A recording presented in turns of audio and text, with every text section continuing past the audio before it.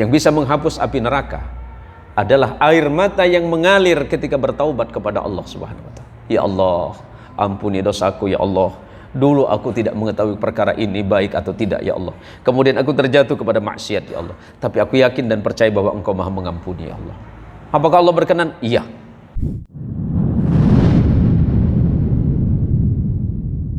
Subhanahu wa ta'ala dalam Quranul Karim, innallaha ya'muru bil adli wal ihsan. Allah Subhanahu wa ta'ala memerintahkan kita semuanya manusia untuk berlaku adil. Berlaku adil di dalam hal perkara apapun. Berlaku adil terhadap hak kita terhadap orang lain atau kewajiban kita terhadap orang lain, dan juga kita adil di dalam perkara-perkara yang menyangkut persoalan duniawi, lebih-lebih menyangkut persoalan yang menyangkut kehidupan akhirat. Allah memerintahkan kepada kita semuanya kaum muslimin untuk tidak bersifat berat sebelah di dalam apapun, karena keadilan adalah merupakan ciri yang telah dicontohkan oleh Rasulullah Muhammadin sallallahu alaihi wasallam. Kadangkala kita menganggap bahwa keadilan itu adalah kewajiban para pemimpin, karena sebenarnya kita ini masing-masing adalah pemimpin. Seorang suami adalah pemimpin bagi istri dan anak-anaknya. Seorang ayah pemimpin bagi anaknya. Seorang suami pemimpin bagi istrinya. Bahkan seorang istri adalah pemimpin di dalam kehidupan rumahnya. Maka berlakulah adil. Dalam ayat yang lain Allah mengingatkan, i'dilu huwa aqrabu littaqwa.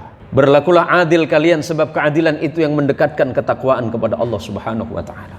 Tidak mungkin seorang mukmin yang bertakwa kalau di dalamnya tidak ada sifat adil. Adil atau adalah bermakna tusawiyah dan tawazzun. Berimbang di dalam hal apapun, dan dia tidak berat sebelah, tidak berat ke kanan pun juga tidak berat ke kiri. Maka dalam hal ini saudaraku sekalian yang dirahmati oleh Allah, Allah memerintahkan kita semuanya, innallaha ya'muru bil adli wal ihsan, untuk berlaku adil dan ihsan. Ihsan itu menyangkut kepada ikhlas. Kita salat adalah secara zahiriyah, secara lugawiyah, salat itu adalah ad-du'a. As-salatu ad-du'a. Salat itu adalah doa. Doa kita kepada Allah yang diawali dengan takbir dan diakhiri dengan salam. Apakah kita menyangka bahwa salat itu hanya itu saja? Salatnya kita, salatnya seorang hamba itu adalah perjalanan hatinya menghadap kepada Allah Subhanahu wa taala. Apakah kita adil dalam salat kita? Nyaris tidak adil. Kenapa saya katakan kita salat ternyata kita tidak adil dalam salat kita? Maka ketika saya salat tadi, saya dipercaya menjadi imam, saya harus berlaku adil. Maka saya katakan, aqimu sufufakum istaw wa tarasu wa suddul khilal. Atau boleh mengatakan istaw wa tarasu wa la takhtalifu, boleh. Atau istaw wa tarasu wa a'tadilu. Jangan sampai kita salat, saya imam memimpin salat tapi ternyata saya tidak adil. Di mana keadilan yang harus saya tampakkan? Boleh jadi kita yang salat malam hari ini, salat maghrib ini, jamaahnya tidak sama kemampuannya. Ada yang memang sedang dalam keadaan musafir. Ada yang memang niatnya betul-betul karena mukim atau mustauqim. Mukim dengan mustauqim beda. Mukim itu adalah penduduk setempat, sedangkan mustauqim penduduk yang bertempat sesaat. Bisa 2 bulan, 3 bulan, sampai 6 bulan. Itu mustauqim. Beda dengan kita muqimin, orang yang memang penduduk asli. Saya harus melihat ke belakang, imam harus melihat ke belakang. Siapa jamaah saya?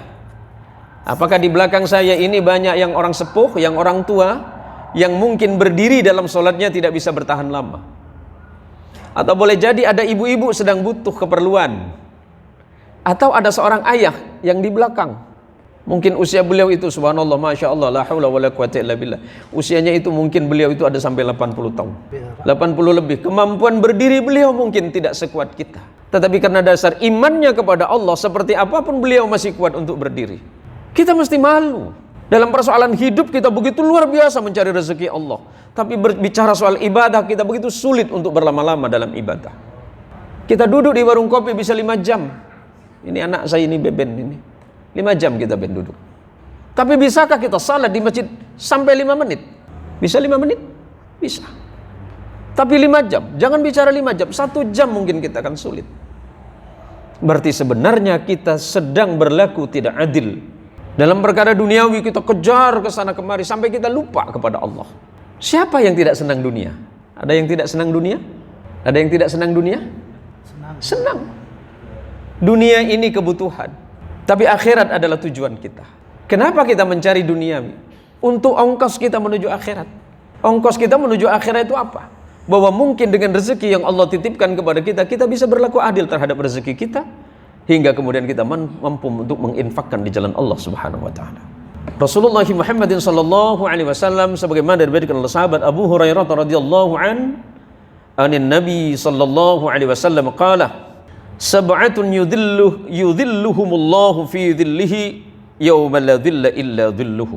Rasul sallallahu alaihi wasallam menyatakan ada 7 manusia atau 7 golongan manusia di mana Allah akan memberikan naungan atau perlindungan kepada mereka, kepada 7 manusia, kepada 7 golongan ini. Yauma la dhilla illa dhilluhu, di mana pada hari itu tidak ada naungan selain dari naungan Allah. Maksudnya apa? Hari kiamat. Suatu masa Rasulullah sallallahu alaihi wasallam menceritakan kepada Aisyah radhiyallahu anha bahwa kelak di hari kiamat, Aisyah, seluruh manusia itu dalam keadaan telanjang tanpa memakai sehelai benang pun. Sayyidah Aisyah merasa heran dengan cerita Rasulullah dan bertanya, "Ya Rasulullah, apakah mereka tidak malu di antara sesama? Ataukah mereka akan saling berpandangan karena keadaan mereka?" Aisyah, mereka tidak akan sempat memikirkan itu karena saking dahsyatnya hari kiamat. Saking dahsyatnya yaumil qiyamah, tidak ada satu di antara mereka saling melirik di antara yang lain. Bahkan seorang ayah tidak peduli kepada anaknya. Ibu tidak akan memikirkan anaknya. Anak tidak mungkin memikirkan ibunya. Kita tidak akan mungkin memikirkan siapapun, karena semuanya dalam keadaan sibuk dengan urusan masing-masing. Karena hari kiamat adalah hari di mana Allah akan menghakimi kita semuanya. Tidak ada satupun yang terlewatkan di antara kita. Semuanya pasti dihukumi oleh Allah. Kita berdiri di hadapan Allah ratusan tahun lamanya, hanya sekedar menunggu hitungan amal kita masing-masing. Si Fulan bin Fulan tidak pernah memikirkan Fulan. Si A dan si B tidak mungkin memikirkan si C. Saya tidak mungkin memikirkan tetangga saya, atau saya memikirkan anak saya, tidak mungkin. Karena pada hari itu semuanya sibuk dengan urusan masing-masing. Bagaimana dia menghadap kepada Allah Subhanahu wa taala, di mana dia tidak mungkin lagi bisa menghindar dari Allah. Kita tidak mungkin bisa berbohong lagi kepada Allah. Hari ini kita bisa berbohong. Wallah, kita bisa berlindung. Suami bisa berbohong dari istri. Istri juga bisa berbohong dari suami. Anak bisa bohong sama orang tua. Orang tua pun juga bisa berbohong dengan orang lain. Itu hari ini. Tapi nanti di hari kiamat, siapa yang bisa berbohong kepada Allah? Dan pada hari itu, semuanya tidak akan mendapatkan perlindungan kecuali perlindungan Allah, dan itu termasuk pada 7 orang yang dimaksud oleh Rasul sallallahu alaihi wasallam. Siapa 7 orang yang mendapatkan perlindungan Allah di hari kiamat? Di saat tidak ada perlindungan selain perlindungan Allah, di saat matahari itu hanya sekedar satu hasta, satu jengkal, satu jengkal, satu hasta. Yang pertama, imamun adil, pemimpin yang adil, pemimpin yang tidak culas, pemimpin yang tidak curang, pemimpin yang tidak berkhianat kepada rakyatnya. Termasuklah kita seorang ayah, termasuklah kita seorang ayah yang tidak curang terhadap anak dan istri. Bisa difahami? Jangan menganggap pemimpin itu hanya yang di sana. Pemimpin itu kita. Seorang ayah pemimpin bagi anak-anaknya. Kalau anaknya mulai usia 7 tahun, sudah ajarin dia sholat. Biasakan memperlihatkan kepada anak bahwa kita sholat. Umur 9 tahun mulai tidak sholat, mulai dikasih peringatan. Boleh dipukul, tapi dengan pukulan yang mengingatkan, bukan menyiksa. Jangan biarkan seperti ini, pandai-pandai dia nanti besak sholat. Nggak mungkin. Tidak mungkin itu terjadi. Biarkan anak saya nanti besak pun pandai dia sholat. Tidak mungkin. Jika kita orang tuanya tidak mengajarkan, tidak mendidik dia sholat, maka jadilah seorang ayah yang adil. Seorang ayah yang adil adalah memberikan dia nafkah, tapi bukan itu, mengajarkan dia untuk dekat kepada Allah Subhanahu wa taala. Kita bisa memberikan dia makan sehari 3 kali, memberikan dia pakaian, memberikan dia rumah. Tapi apakah kita akan mampu memberikan perlindungan kepada dia nanti di hari kiamat? Tidak. Melainkan perlindungan itu harus dimulai dari sekarang. Kita ngajarin mereka salat, ngajarin mereka baca Quran, ngajarin mereka dekat kepada masjid, ngajarin mereka berakhlak mulia sebagaimana akhlaknya Rasulullah sallallahu alaihi wasallam. Al-imamun adil. Yang pertama yang akan mendapat perlindungan Allah, di mana tidak ada perlindungan selain perlindungan Allah di yaumil qiyamah, adalah seorang imam yang adil. Yang kedua, wasabbun tusyaqah wasabbun nas'a fi ibadatillah ta'ala. dan seorang pemuda yang senantiasa hidupnya hidup dalam ibadah kepada Allah Subhanahu wa taala. Seperti apa ibadah? Salat kita 5 waktu. Itu yang mahdhah. Ada rawatib sebelum dan setelah salat. Ada salat sunat yang lain.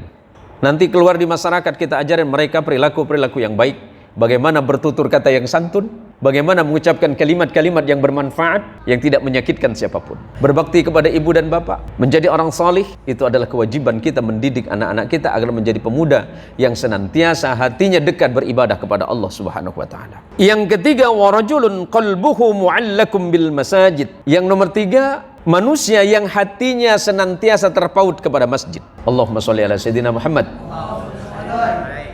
Hatinya terpaut kepada masjid. Bahkan sebelum masuk waktu salat, dia selalu menunggu. Sebelum masuk waktunya maghrib, sebelum masuk waktunya azan, dia sudah menunggu.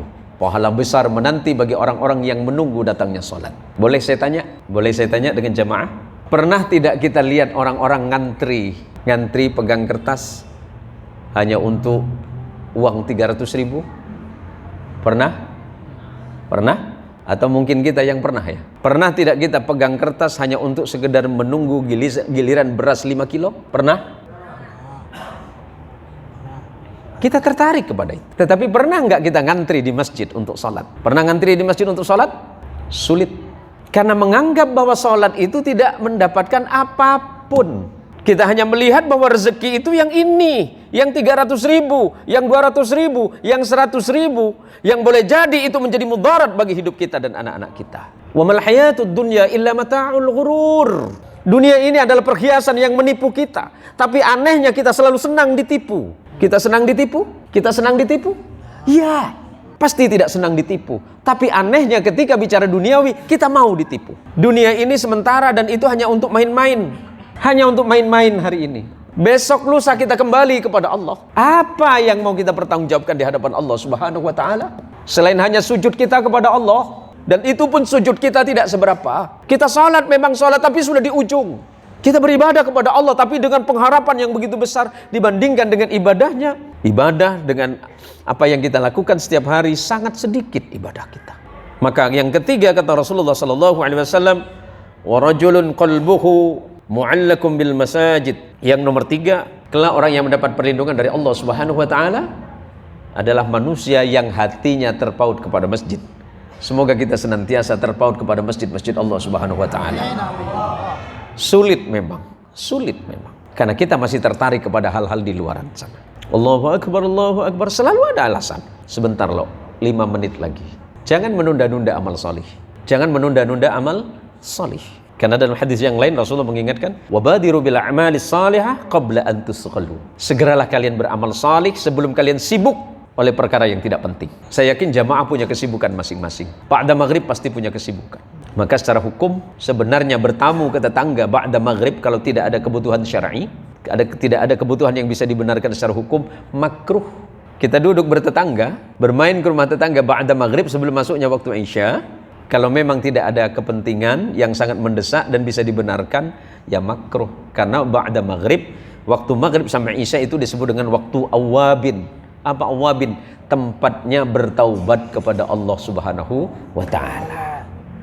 Tapi biasa kita masih senang nak ngopi-ngopi dengan tangga ya. Mulai besok kita fikir-fikir, insyaAllah nanti selepas ini, selepas ta'lim, insyaAllah ba'da isya baru. Ya Ben ya. Jangan ngopi ba'da maghrib di rumah kawan ya. Khawatir itu menjadi makruh. Yang keempat, wa rajulani tahabba fillahi ijtama'a alaihi wa tafarraqa alaihi. 2 orang manusia yang saling mencintai karena Allah. Saya mencintai saudara karena Allah, maka insya Allah saudara mencintai saya karena Allah. Saya tidak kenal saudara. Saudara pun mungkin tidak kenal saya. Tetapi kita dikenalkan oleh akidah yang sama, oleh agama yang sama, oleh Quran yang sama, oleh Nabi yang sama, bahwa Allah Tuhan kita adalah sama. Berarti kita adalah bersaudara. Kita ini saling menghormati, saling mencintai karena Allah, bukan karena yang lain.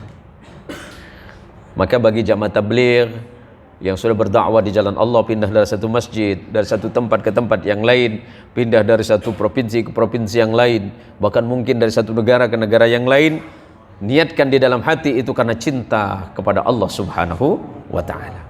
Kita ini sudah dipersatukan oleh Allah, kita ini sudah dipersaudarakan oleh Allah karena akidah, maka tidak berhak kita memutus persaudaraan ini dengan alasan apapun. Dari Ibnu Umar radhiyallahu an, Allah mengancam, la yadkhulul jannata qati'un. Tidak bakal masuk surga orang yang memutus. Memutus apa? Qati'ur rahim. Orang yang terbiasa memutus tali silaturahim tidak berhak masuk surganya Allah Subhanahu wa taala. Nauzubillahi min dzalik. Kemudian yang berikutnya, wa rajulun da'athu imra'atun dzatu mansabin wa jamalin faqala inni akhafullah.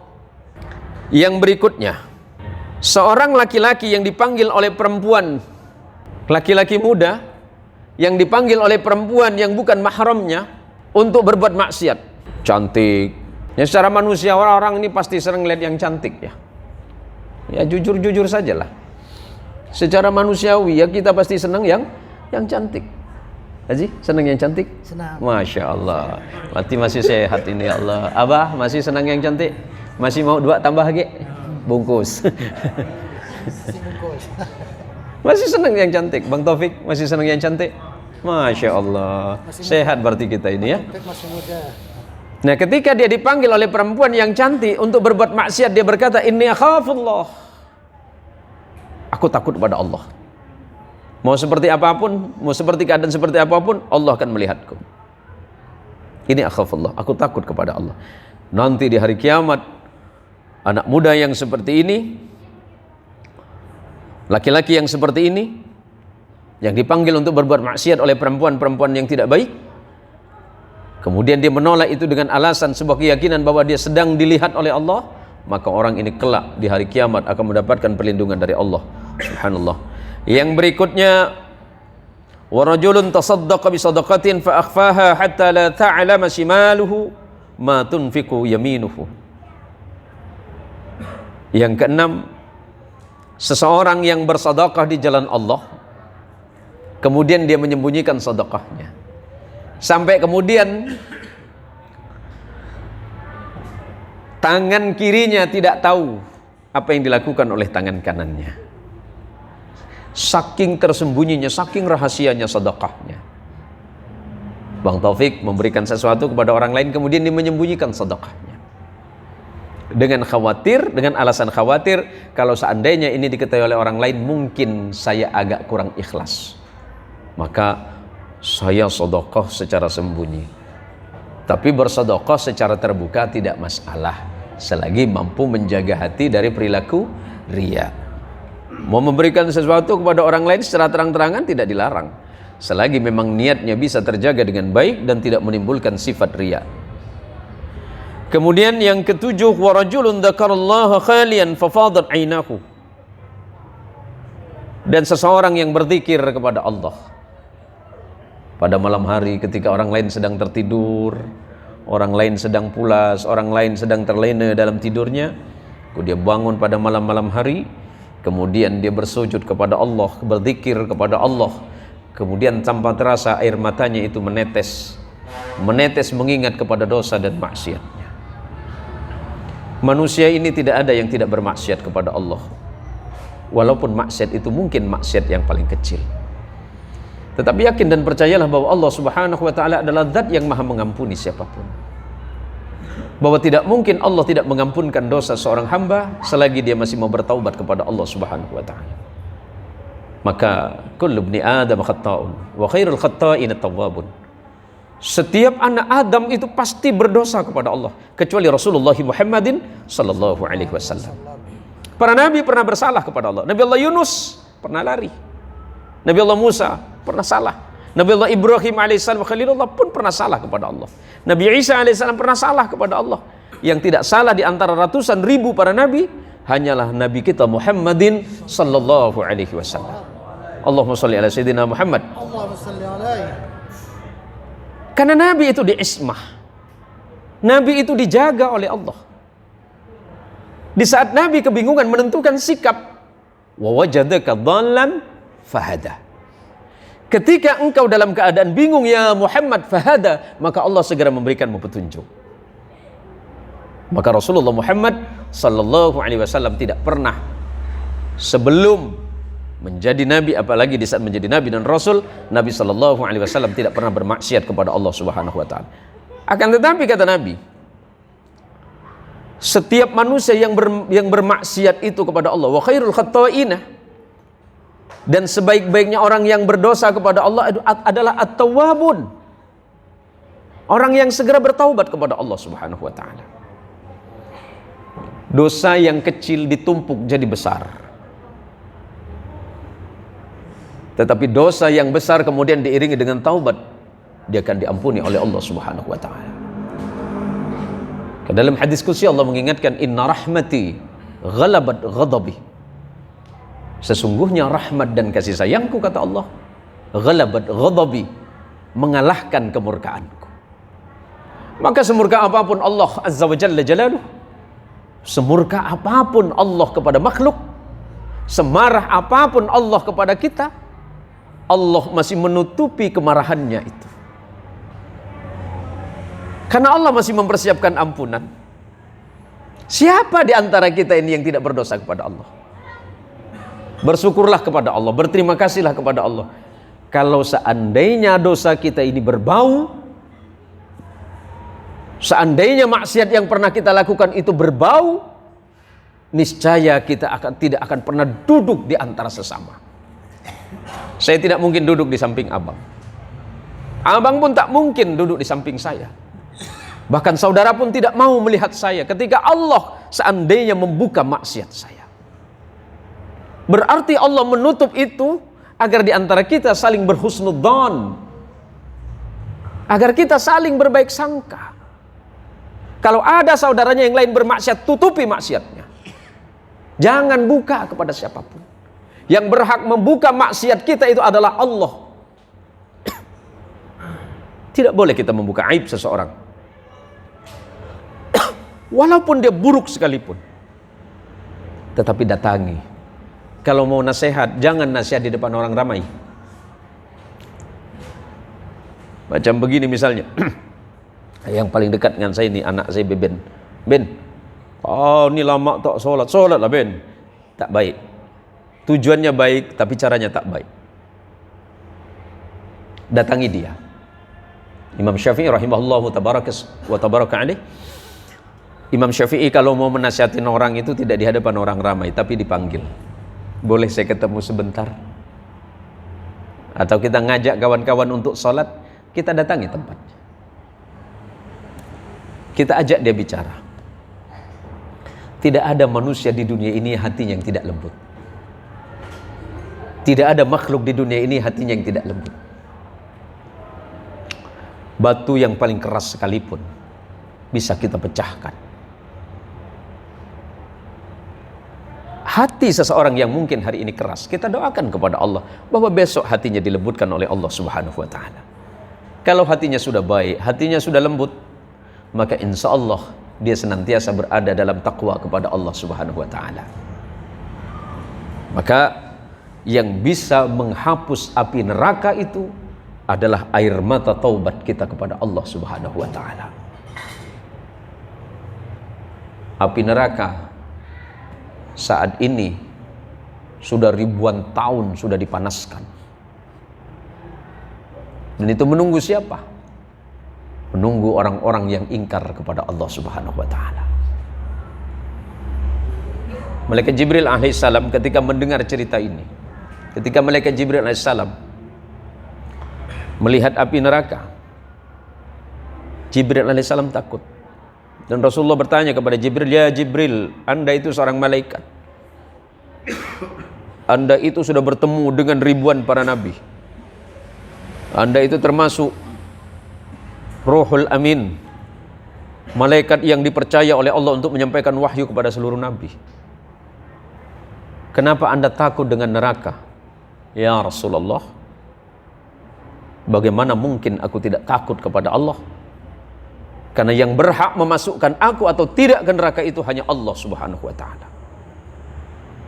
Artinya setakwa apapun kita kepada Allah, kalau bukan karena Rahman Rahimnya Allah, kalau bukan karena kasih sayang Allah, walaupun kita ibadah, walaupun kita sujud, walaupun kita bertakwa kepada Allah, walaupun kita menghindarkan maksiat, Kalau bukan karena rahman rahimnya Allah, tidak mungkin kita masuk ke dalam pintu surga itu sendiri. Maka kita hanya berharap kepada Allah Subhanahu wa ta'ala, mudah-mudahan setiap apa yang kita lakukan mendapatkan rahmat dari Allah Subhanahu wa ta'ala. Yang bisa menghapus itu, yang bisa menghapus api neraka, adalah air mata yang mengalir ketika bertaubat kepada Allah Subhanahu wa ta'ala. Ya Allah, ampuni dosaku ya Allah. Dulu aku tidak mengetahui perkara ini baik atau tidak ya Allah. Kemudian aku terjatuh kepada maksiat ya Allah. Tapi aku yakin dan percaya bahwa Engkau Maha Mengampuni ya Allah. Apakah Allah berkenan? Iya. Allah pasti sangat berkenan mendengarkan doa setiap orang, mendengarkan taubatnya seseorang, dan Allah pasti mengabulkan harapan dan doa kita kepada Allah Subhanahu wa ta'ala. Jadi ada 7 golongan yang dimaksud oleh Rasulullah SAW, di mana di hari kiamat, di saat tidak ada perlindungan melainkan hanya perlindungan Allah. Yang pertama adalah pemimpin yang adil atau imam yang adil, kemudian seorang pemuda yang senantiasa hatinya selalu rindu beribadah kepada Allah, kemudian seseorang yang hatinya terpaut kepada masjid, kemudian 2 orang yang saling mencintai karena Allah Subhanahu wa ta'ala, dan kemudian laki-laki yang dipanggil untuk bermaksiat kepada Allah, bermaksiat dengan seorang perempuan atau seorang perempuan memanggilnya, tapi kemudian dia menolak karena dia berkata, sungguhnya aku paling takut kepada Allah. Dan kemudian seseorang yang bersedekah di jalan Allah, berinfak di jalan Allah, memberikan dengan tangan kanannya tapi tangan kirinya juga tidak mengetahuinya. Dan yang terakhir adalah seseorang yang senantiasa berzikir kepada Allah dalam keadaan sunyi, kemudian meneteskan air matanya, hingga kemudian air mata yang mengalir, yang menetes karena takut kepada Allah, yang menyebabkan api neraka itu menjadi padam karena tetesan air mata yang dialirkan karena takut dan khawatir kepada Allah Subhanahu wa ta'ala. Mungkin sebelum masuk waktu Isya, mungkin ada pertanyaan. Saya persilakan kepada jamaah, mungkin yang berkaitan tentang apa yang barusan kita sampaikan, saya persilakan untuk bertanya. Bismillah. Silakan jemaah yang bertanya. Boleh, mungkin silakan. Waalaikumsalam warahmatullahi. Iya boleh. Ada 2 pertanyaan nih. Yang pertama, permasalahan akikah. Akikah. Apakah anak bisa mengakikahkan orang tua? Yang kedua, permasalahan anak yang belum digigitan, anak kecil. Saya pernah sampaikan bahwasannya ke dia, anak kita belum digigitan Ustaz. Iya. Ini kan masih kulub kan? Iya. Di dalam kulub ada najis. Ada najis. Jadi najis itu kata dia, sebagian ulama menyampaikan najis itu jadi najis keluar tuh. Baik. Yang pertama pertanyaan tentang akikah ya. Akikah itu adalah kewajiban orang tua kepada anak, bukan kewajiban anak kepada orang tua. Maka seandainya memang Allah memberikan rezeki kepada anak, kewajibannya bukan mengakikahkannya, tapi mengurbankan. Ya. Kalau seandainya anak sudah mampu secara ekonomi, maka dia punya kewajiban. Kewajiban dalam arti secara hukum untuk mengakikahkan kepada, bukan mengakikahkan tapi berkorban. Berbeda ya. Kalau akikah itu kewajiban orang tua kepada anak, bukan kewajiban anak kepada orang tua. Ada yang keliru dalam berpikir secara hukum. Ada yang mengatakan ini saya bawa kambing Pak Ustadz, sering terjadi di rumah saya. Nah, tapi kalau misalnya Hasan mau bawa kambing buat akikah orang tua, tak usah dibatalkan. Nah ya, tapi saya terima. Jadi begini, akikah itu kewajiban orang tua kepada anak, ya. Tetapi sampai kapan akikah itu? Sampai akil baligh. Sampai akil baligh. Sementara anak kepada orang tua selagi dia mampu, dia bukan mengakikahkan, tapi kurban. Tetapi seandainya tidak ada wasiat bagaimana? Dalam hal ini sebagian ulama termasuk mazhab Hambali mengatakan tanpa wasiat sekalipun kalau memang anaknya mampu boleh. Tapi sebagian dari mazhab Syafi'i mengatakan bahwa kalau tidak ada wasiat dari orang tua untuk berkorban, itu tidak ada kewajiban. Tapi selagi itu memang anak mampu, kenapa tidak? Karena itu bagian dari sedekah anak terhadap orang tua. Bisa difahami? Nah, yang nomor 2 berkaitan tentang anak yang ghairu mahtun, yang masih belum dikhitan. Anak yang belum dikhitan, orang Melayu bilang apa? Kulub. Kulub itu kan dari bahasa Arab. Kulfun. Kulfun itu yaitu kulit luar tuh yang macam ini, Nah, itu kulfun. Kenapa kulfun? Nah, maka kalau tak sunat tuh orang bilangnya kulob. Wah, Bangka Belitung bilang kulob juga. Mana yang Bangka Belitung nih? Ada yang Bangka Belitungnya. Ramai berarti dari Bangka nih. Nah, kalau tak sunat berarti orang Melayu kata kulob. Ya karena memang itulah yang disebut dengan kuluf. Nah, jadi kalau kita dulu zaman kita kecil tak sunat bilang ngekulub kau ni gitu kan. Nah, bagaimana dengan hukum masuk masjid anak itu? Dikhawatirkan najisnya itu. Dia kan ada najis di dalam itu. Dikhawatirkan najisnya itu terjatuh atau dan seterusnya. Kan kita harus ada kekhawatiran ini. Tetapi kalau seandainya saling bersentuhan apakah kita najis? Itu tidak begitu. Yang dimaksud itu tidak diperkenankan masuk ke masjid karena khawatir membawa najis, dan itu bisa dipastikan bawa najis. Ya, karena dia terlindung kotoran dari kencing sekian tahun yang tidak dibuka, maka di kulufnya itu ada najis. Bisa difahami? Tetapi apakah kemudian dia kena ke najis kita? Oh, bukan seperti itu. Ya, maka kemudian berkaitan ini sama dengan pertanyaan beberapa jamaah waktu itu, bolehkah kita ini memarahi anak kecil masuk masjid? Kenapa dimarahin? Bukan dimarahin, dinasehatin, apalagi di saat para jamaah sedang melaksanakan sholat, adzan dan seterusnya.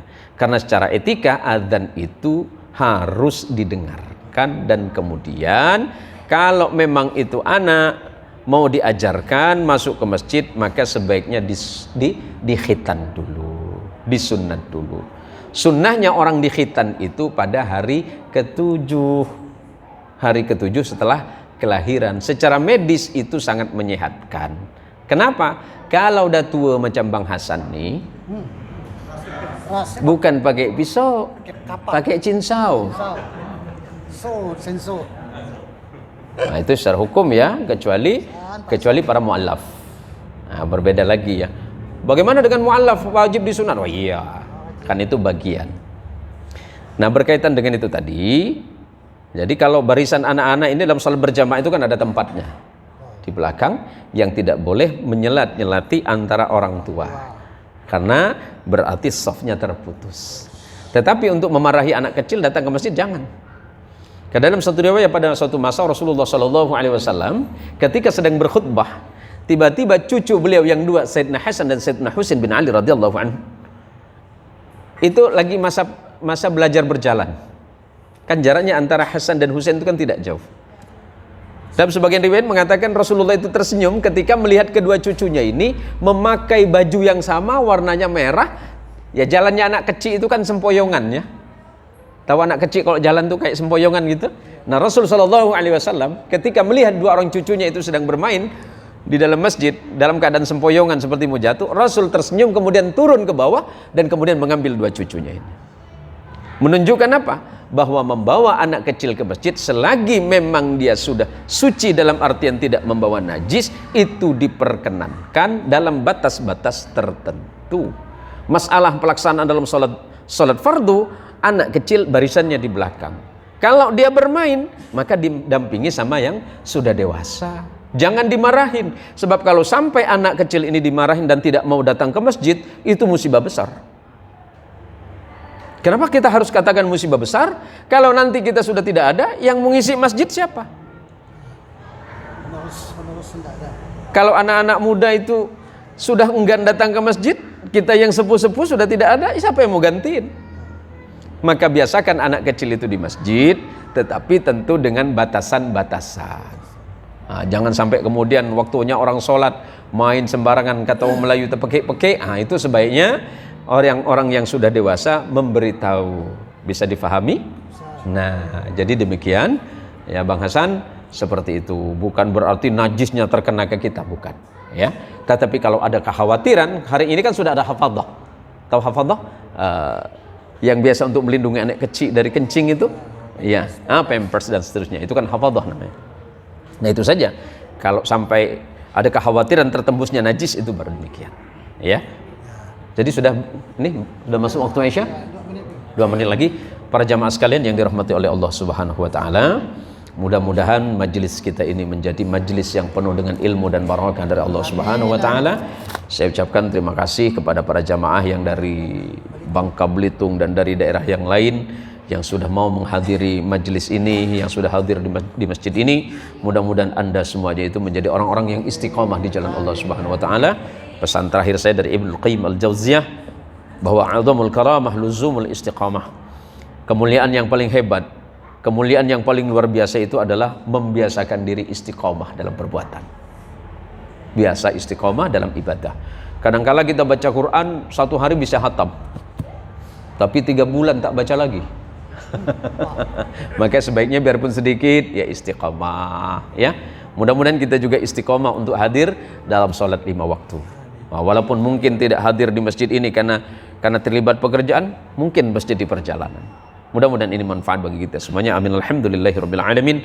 Alhamdulillah wassalatu wassalamu ala sayyidil mursalin Rasulillah Muhammadin sallallahu alaihi wasallam.